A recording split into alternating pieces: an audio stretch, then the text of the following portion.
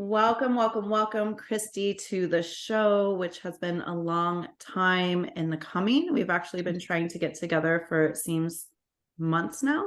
So I'm really thankful we were finally, everything aligned. Here we are, we're sitting together, and I'm just really thankful to have you here on the show today. Yes, so grateful to be here and really looking forward to this conversation.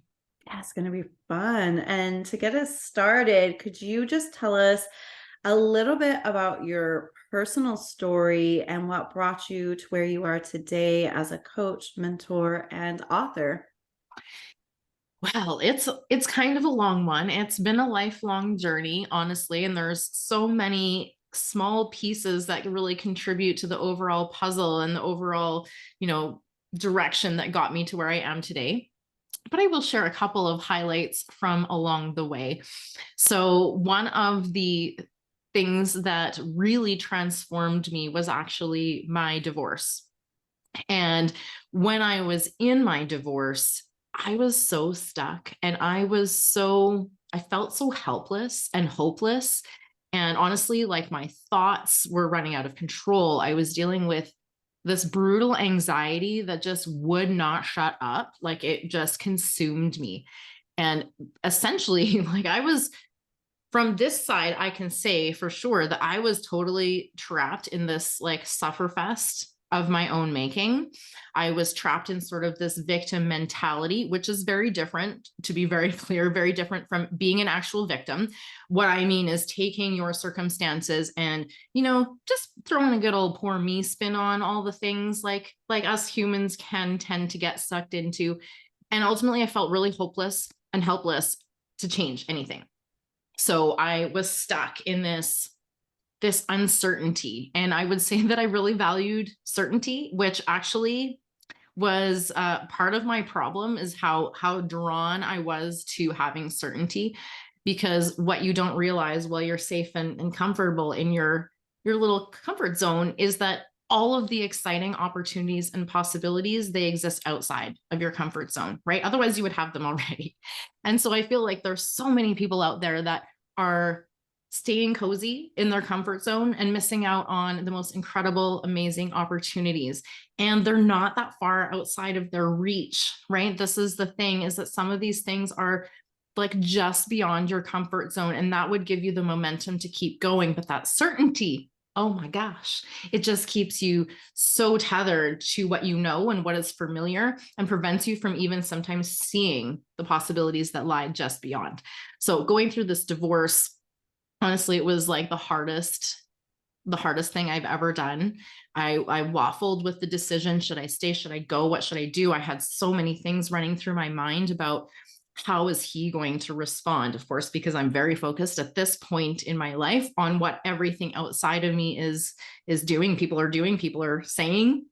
And so I was so worried about what was going to happen. Was I going to be okay? And these are very normal human things, right? We have questions. We naturally have questions. Uh, but at some point in my journey, after waffling and probably after giving, I don't know, I couldn't count the chances on my hands for things to improve. I was waiting for circumstances, for other people, for things to be different, and it wasn't happening. And all of a sudden, it kind of dawned on me one day, and it kind of like, came in like a bit of a wrecking ball, because it was like, holy shit, like this, the common denominator is me.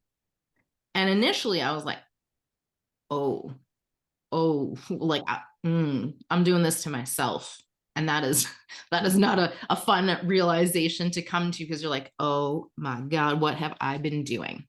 But fear not, because if you do come to this conclusion, the bright side is right on the other side of the coin. And that is that you can use your power to change things, because you are the common denominator and you're the one who has that power within to make a difference. So I got unstuck.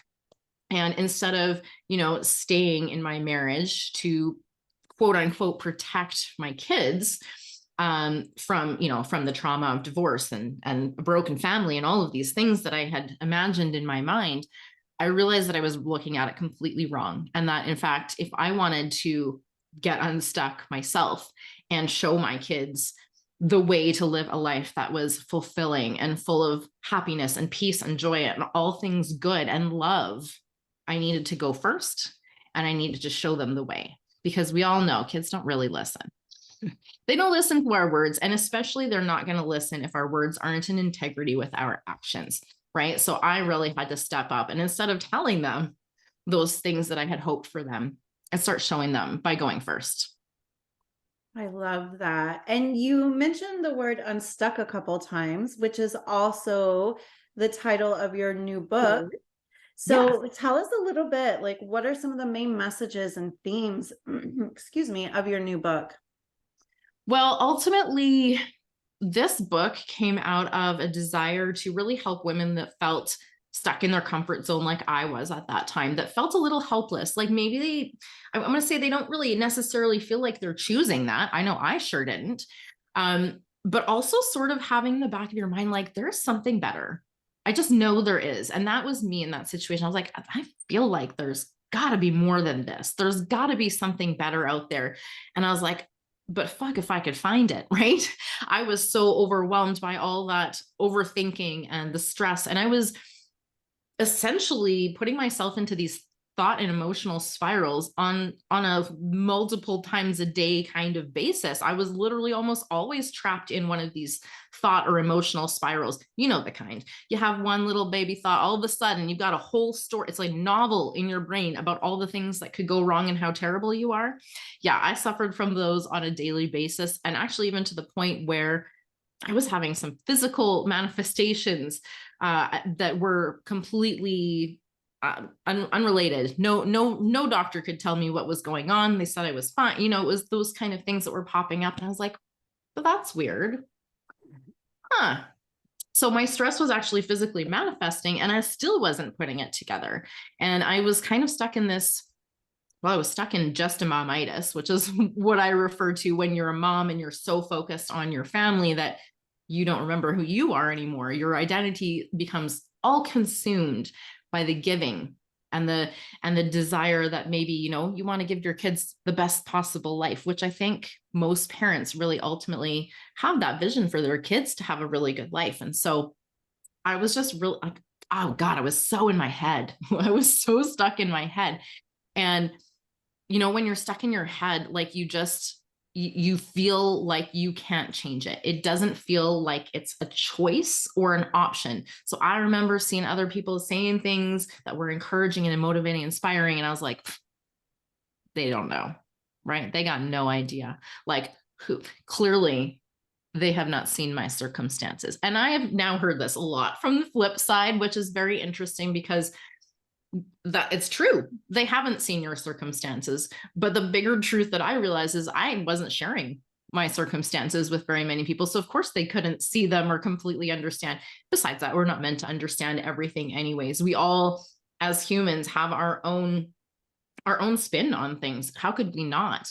Every single moment of our lives leads up to this moment and gives us the understanding that we currently have, which, you know, ultimately affects our brain filter and our perception of the current reality, right? So two people will experience the same reality, can be very, very different experience of that reality. And so we ultimately cannot know what another person is going through. So, you know, this time I just was really stuck in sort of like this analysis paralysis. There's a lot of chatter. There was a lot of repetitive like loops and patterns. And I was like, oh my gosh, like Groundhog Day, right? Every morning, oh God, here we go again, right? Like, I'm gonna do these things. Zombie through the day. Oh God, thank God, just crash at night because it was just overwhelming.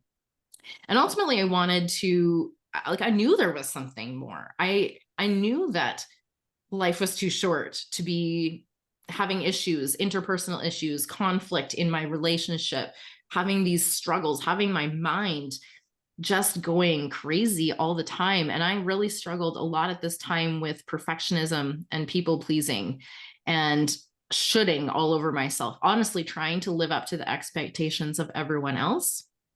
And one of the things that I really realized as I began this sort of journey of, I'll say, self-discovery, discovering all of the inner wisdom and power that I had within myself, it really required me to stop looking for shit outside of myself. I realized that stuff is not out there. What I actually needed was already within me. And so ultimately, my book is geared towards people who are feeling stuck, who are feeling like maybe they don't have a choice. They just can't seem to get out of that chatter. And oftentimes I feel like they're, because I was, and because I know some of people I know have also been there, really over identified with the voice in the head, right? And so when that negative chatter is going on, you just think like, oh, oh, the saying, we're our own worst inner critic, right? Our own worst critic. The truth is that voice is not you anyways. And so part of what I share in my book is stepping into the observer role, because that was huge for me. And, disassociating myself, disidentifying myself, who I truly am, from those thought and emotional spirals was a major, major game changer for me. And it really allowed me to take control of the narrative inside my mind, because I realized, oh, I don't have to take in all of those things and agree with that just because the voice is running on loop. And so that really shifted things.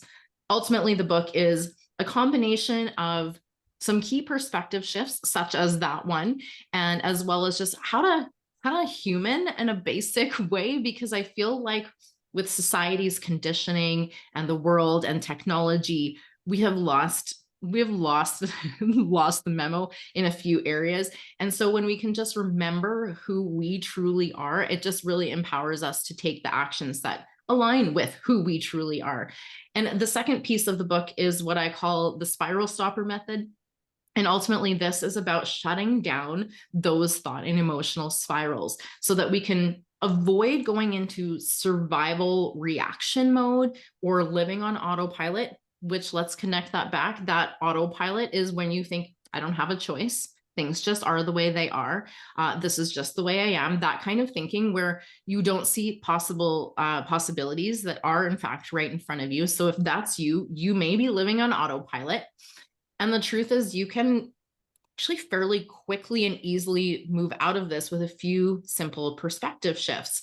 And then ultimately, the spiral stopper method is about developing a toolbox, because we're complex as humans, and there isn't a one size fits all. There isn't one modality or one solution or one action that is going to be the cure all. Maybe some people have their favorites, but those things, lots of people love journaling or meditating, but hey, I tell you what, that's going to be hard to do if you're getting triggered in the grocery store lineup. So it's important to have a toolbox of strategies that you can draw on. And when you're well resourced, then you can navigate life's challenges with much more ease and grace.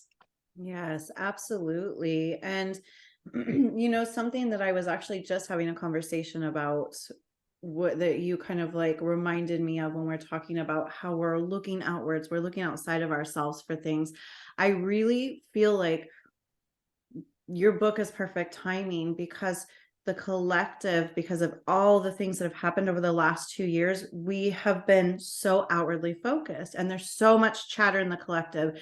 And no matter where your beliefs fall on all of these things that have happened since 2020, you can find an expert who's fully qualified, not some quack out there, experts, doctors, whatever, that you can find two of them with completely opposing opinions. And because so many of us had been collectively and have been collectively looking outwards, I feel like it's really created a disconnect between that inner wisdom, because there was a lot of fear, and fear is the ultimate catalyst for disconnection with ourselves, right? So then we started looking to doctors, to experts. What do we do? What are the answers? Are we safe? Are we not safe? All of these things. But I think in doing that collectively, it shut so many people down, even as individuals, basically on an individual level, And so I think that your book is in perfect timing, because I think so many people are feeling that disconnect and maybe don't even recognize it consciously, which is why I say feeling it. It's that feeling, like you say, something's off or I'm stuck, but you can't really pinpoint why. So I love that. And I love everything you said. And, I really resonate with your messages already. So I pretty much agree with every single thing you said. And I think this book is going to be fabulous. It's already, I'm seeing getting great reviews.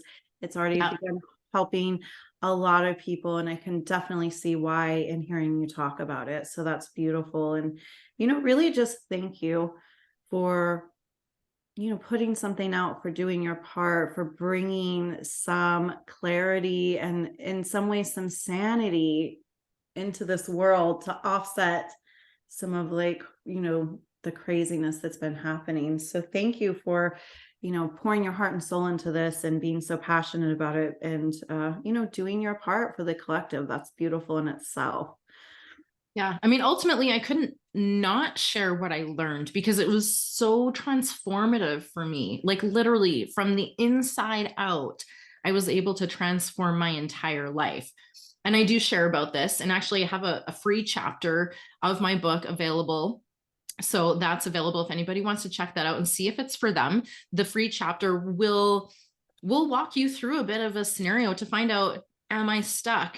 By according to my definition of the book, is this going to be a useful resource for you? So that free chapter might be really helpful in identifying, oh, this might be the next resource for me. But ultimately, I also share my story in there. And what I don't share a whole lot about, not for any particular reason, but because it's honestly the next topic of my next book, which is about relationship, is that by going through all of this and by learning and gathering these tools and resources for myself, I have literally changed my entire world in the last 5 years, right? I have the most amazing, loving partner. We met about a hot minute after I was apart from my ex, honestly, and I was absolutely not looking for anybody. But I had created this list a couple of years before that as to what I really truly felt I deserved and wanted in a relationship. And I'm going to tell you, it wasn't easy to come up with this list from where I was at when I wrote it.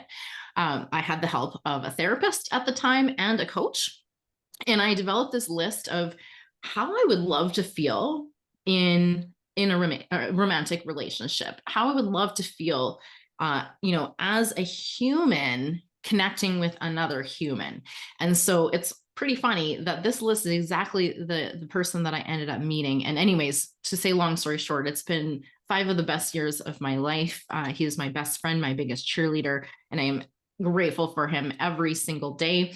And again, little inspo for the next book, which is going to really dive deeper into relationships, because this is such a big lesson that I learned. And, like I said, going through divorce is it's one of the hardest things that I have ever done. But I also can recognize now that that was one of the areas that I needed to go through in order to grow the way that I have.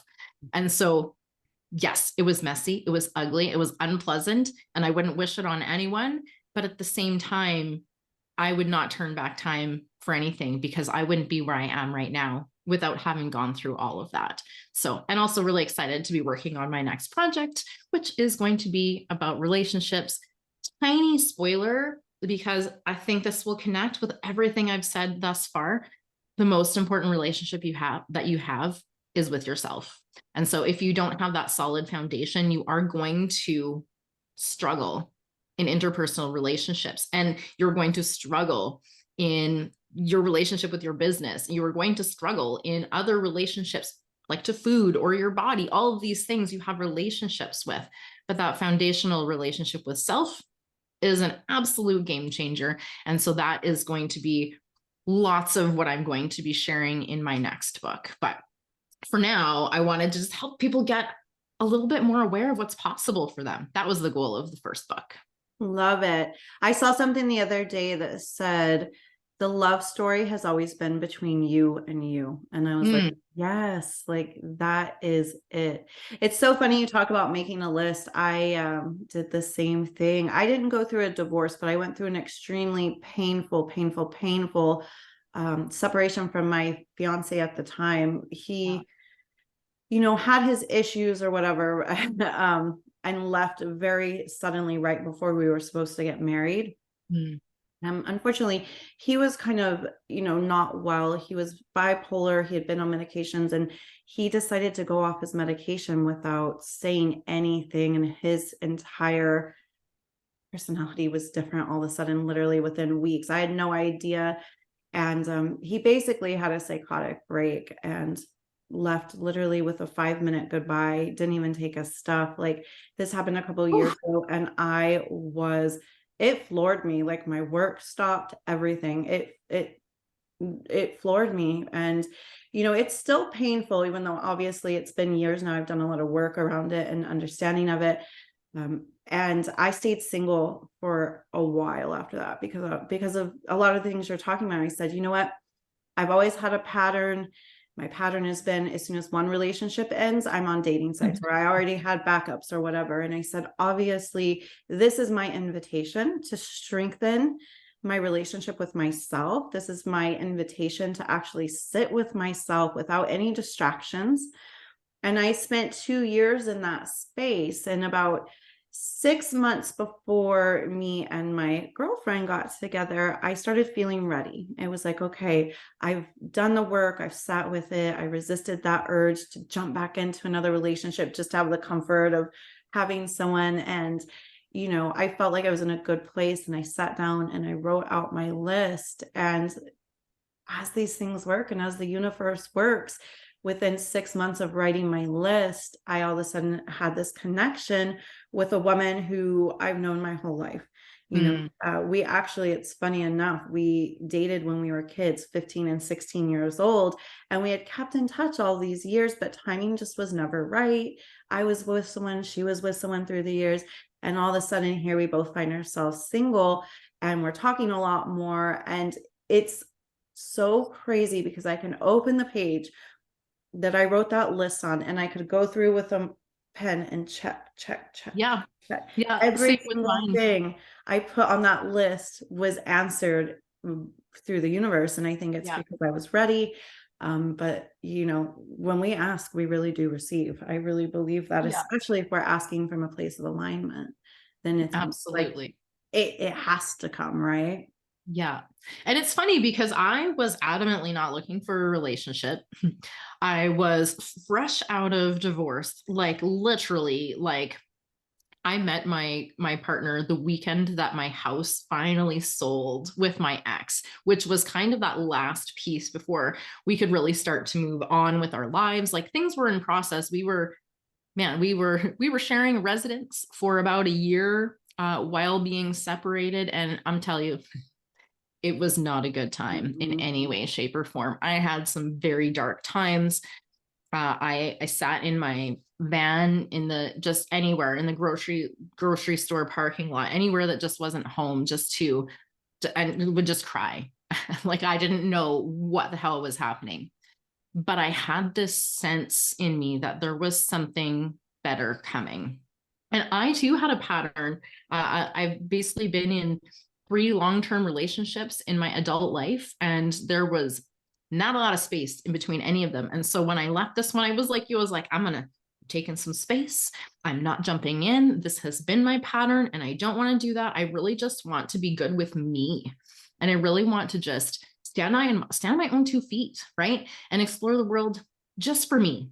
I don't want to have to consider someone else's needs at all. I wanted to find out who I was again, which is really interesting because despite all of this desire to be single for a while, I met my current partner while running a marathon.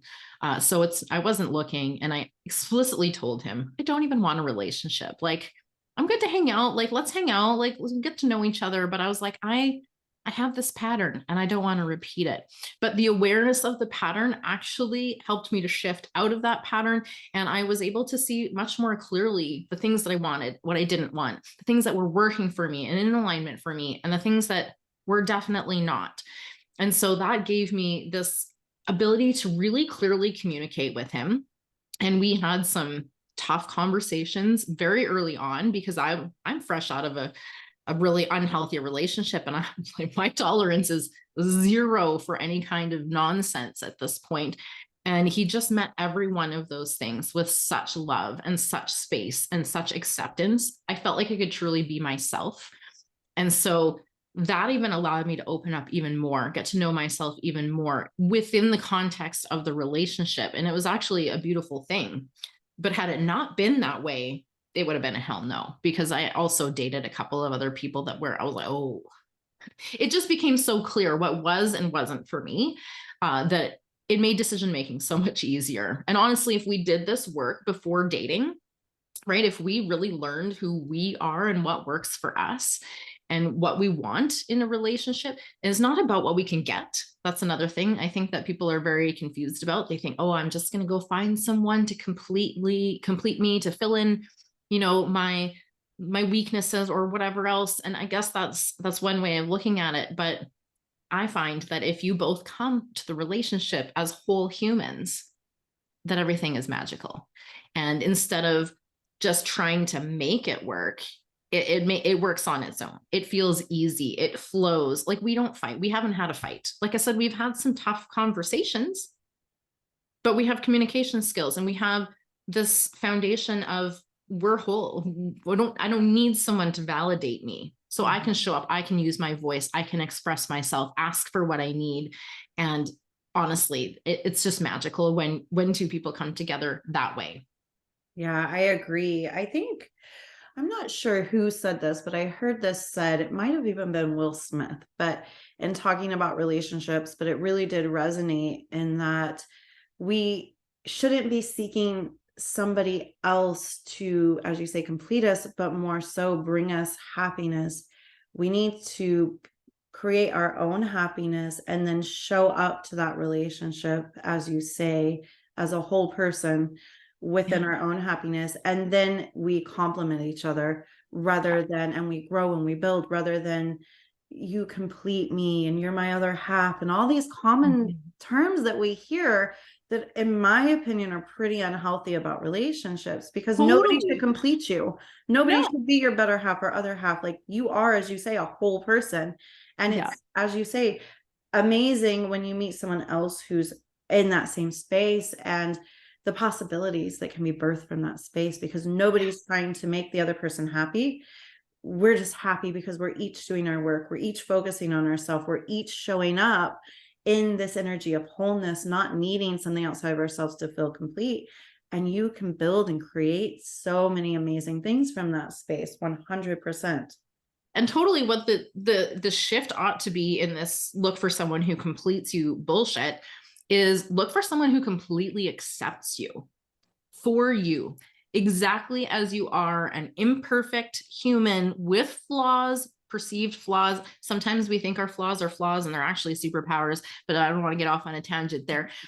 Just finding someone who accepts and loves you as you are is a complete game changer, because I think we all want to be loved. We all want to be accepted. We want to be seen for who we truly are.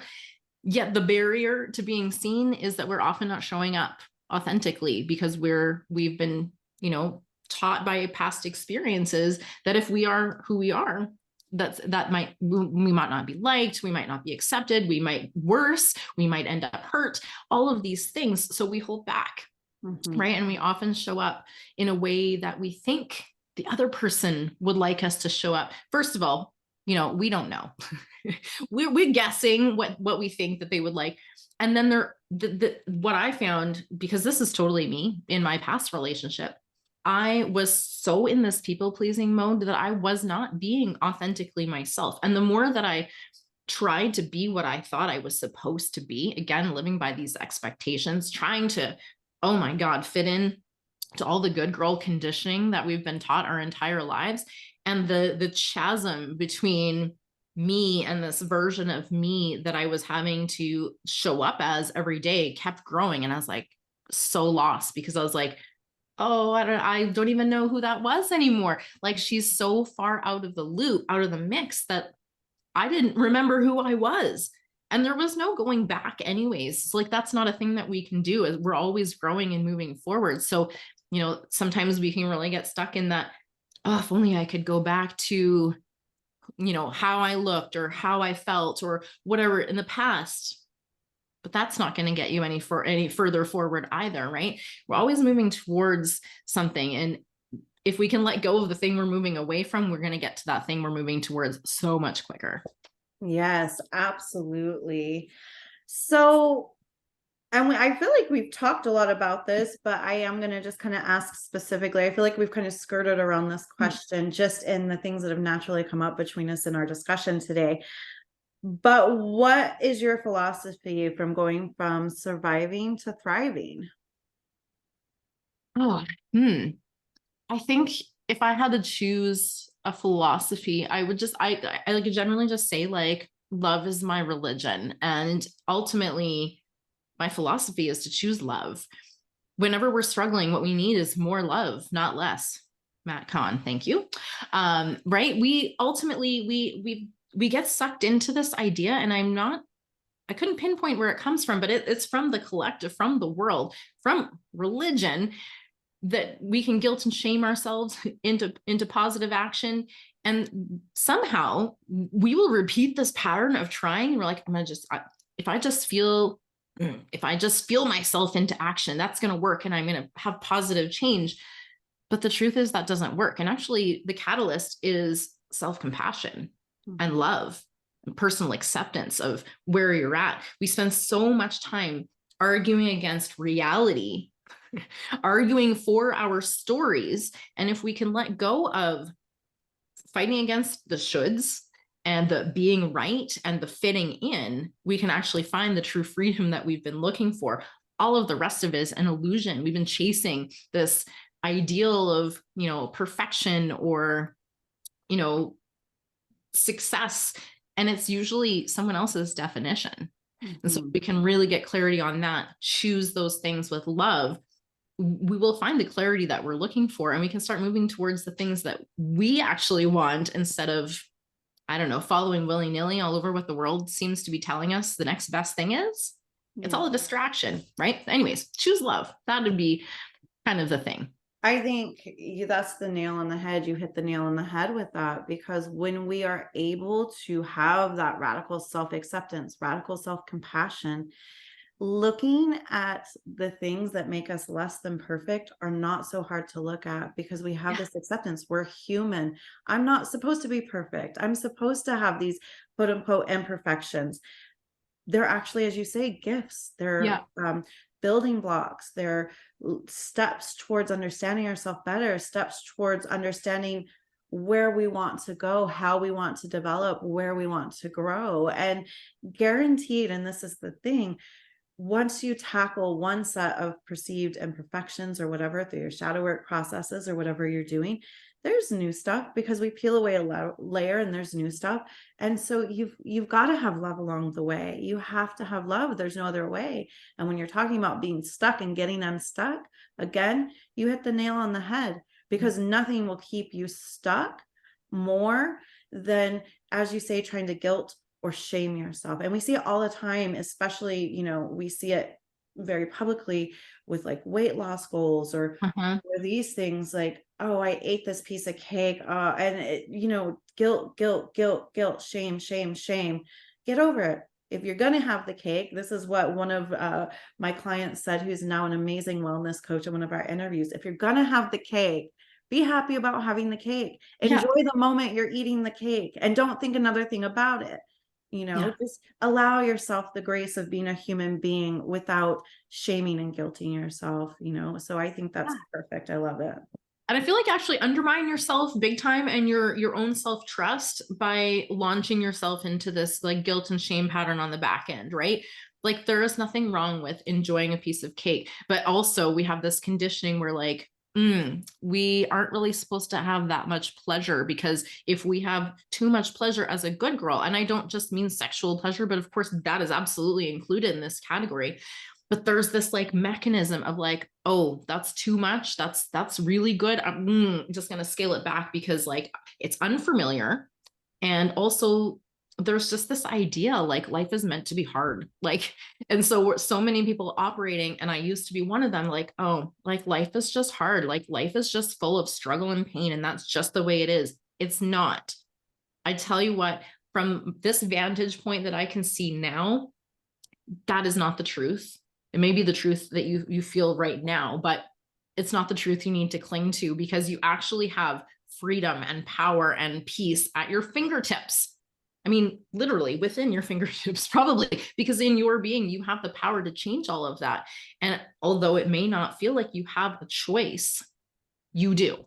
Mm-hmm. And it just might require that you get the right support or mentorship or help to move you through that. You need to just build up the toolbox, right? Like any habit, if you want to shift your habit of, shit talking yourself into, being your own inner cheerleader or coach or uplifter, you can do that. It's just a habit like any other. And like building muscle at the gym, you can build this muscle of talking nicely to yourself, having self-compassion, giving yourself grace and acceptance. And I'll tell you what, give it a try. You don't have to take my word for it. Go try it on and see if encouraging yourself works a little bit better. I mean, what would you say to your best friend who is in the same circumstance? Try saying that to yourself. Mm-hmm. And if anybody out there is just, I feel like my partner and I were talking about this because we like to have this walk and talk about these interesting things. And I'm always like just so fascinated by humans in general and how we operate, how absolutely fucking magical and miraculous this whole meat suit and mind and this mind body soul connection thing is.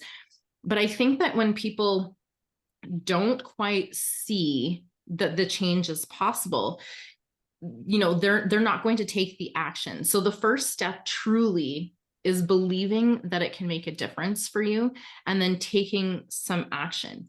And I think there was something where I was going to say on this, but like squirrel, slippery human mind situation, I might have to circle back because I had something really good to go behind this. But ultimately, when we aren't seeing the big picture, we can't align with the big picture. And often it's just a tiny tweak that's going to actually set off this huge snowball effect, right? And so instead of spiraling downward into a downward negative, crappy, sick, suffering, pain kind of spiral, anxious, fearful, all of those things, you can start to spiral upwards in a spiral of love and peace and joy and abundance. Mm-hmm. And you are the catalyst, Mm-hmm. even if you don't think that you are.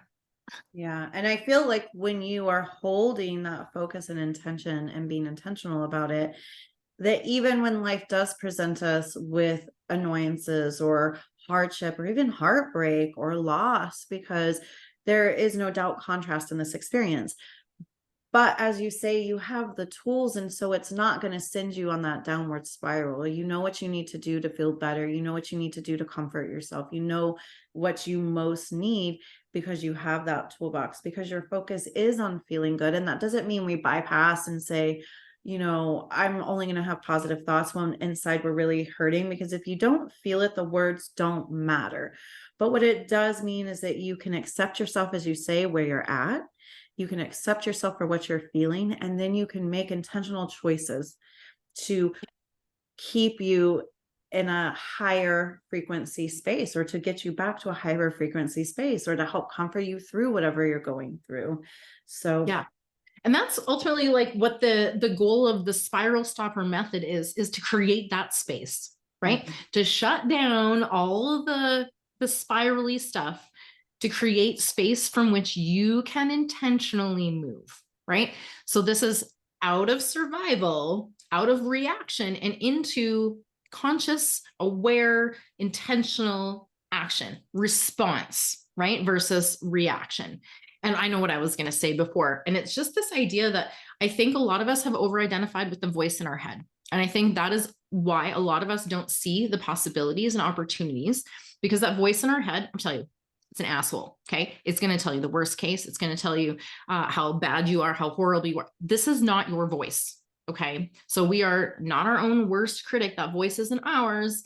Right. And so if we see this voice, hear this voice inside, I just want people to recognize that's not you. That's not the real you. That's chatter going by, but you are actually able to disconnect from that. As like I said earlier, stepping into the observer role, finding that disconnection will actually lend itself to you becoming more connected within yourself, mind, body, and soul, and bringing those pieces back into coherence with one another. And a lot of the suffering in the world that we're experiencing is coming from separation within ourselves, right? When we are not coming to circumstances as a whole, mind, body, soul connected together, we are often projecting this separation in the world. It creates divisiveness. It creates us versus them thinking. It is a survival mechanism. All of that is survival based. It's trauma based. It's this need to make another person wrong so that I can feel more right, or make another person bad so that I can feel more good.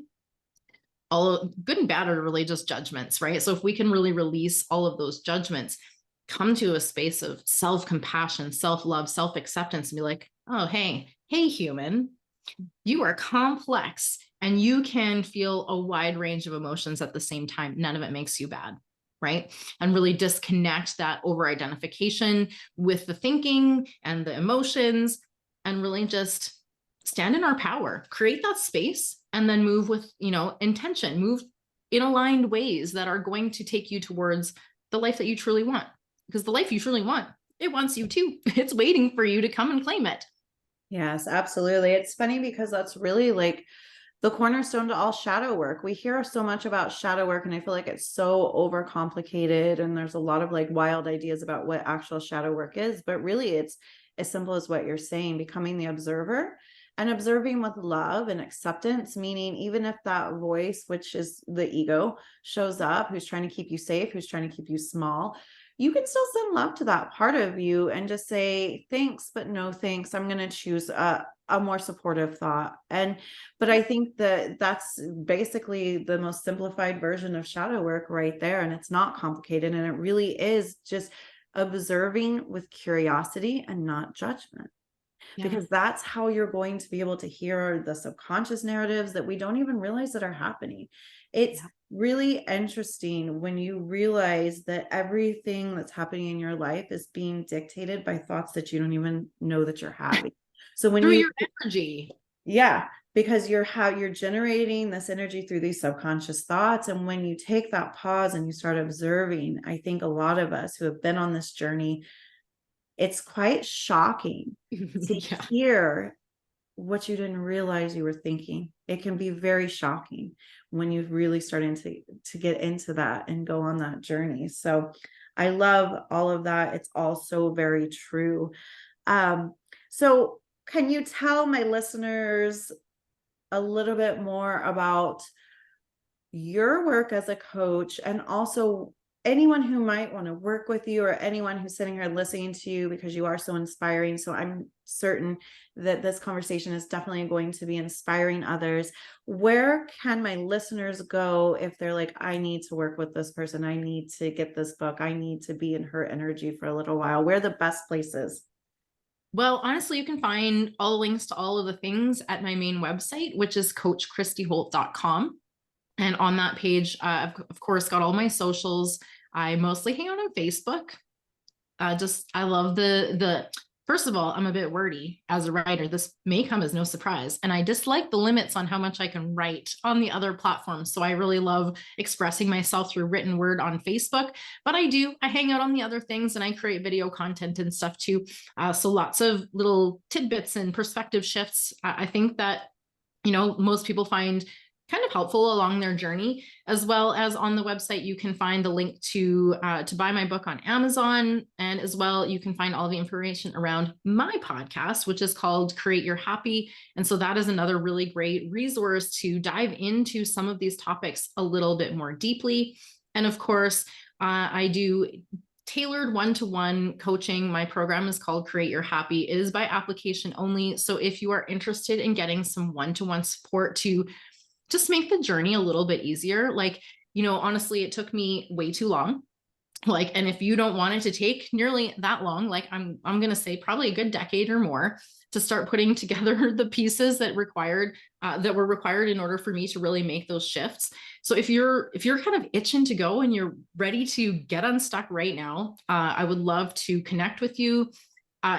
Ultimately, I would possibly recommend my book first as a good launch pad. I have a course as well, just depending where you're on your journey. I love to meet my clients where they're at right now. And just really honestly, I just want to give them a big old hug and embrace them, all of the bits, and remind you, you are light and you are dark. You are good and you are bad. You are all of the different polarities and everything in between. It is all included in your amazing, in your amazing soul. All of it exists for you. And I just want to help as many people as possible to unlock that awareness, because it really will change potentially your entire life if you want it to. Love, love, love this conversation. And I feel like you've already shared so many juicy bits of wisdom for us, but I always like to ask my guests in closing to leave us just with one piece of imparting wisdom or that you can give to us.